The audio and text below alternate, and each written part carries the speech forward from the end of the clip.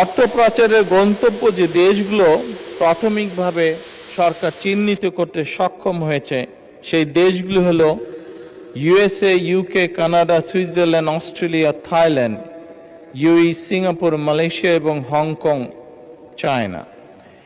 এদের মধ্যে তিনটি দেশের মালয়েশিয়া, হংকং এবং সংযুক্ত আরব আমিরাতের সাথে চুক্তি স্বাক্ষরের বিষয়ে সম্মতি প্রদান করা হয়েছে। অপর 7টি দেশের সাথেও চুক্তি স্বাক্ষরের বিষয়টি প্রক্রিয়াধীন আছে। আমরা চেষ্টা করছি, আমাদের এন্ড থেকে আমরা চেষ্টা করছি এটিকে যত দ্রুত সম্পন্ন করা সম্ভব হয়। মাননীয় স্পিকার, ইতিমধ্যে বাংলাদেশ ব্যাংকের গভর্নরের সভাপতিত্বে একটি আন্তঃসংস্থা টাস্কফোর্স গঠন করা হয়েছে। এই টাস্কফোর্স কর্তৃক চিহ্নিত এবং অগ্রাধিকার প্রাপ্ত 11টি মামলায় পাচার হওয়ার অর্থ পুনরুদ্ধারের জন্য আইনি প্রক্রিয়া চলমান রয়েছে।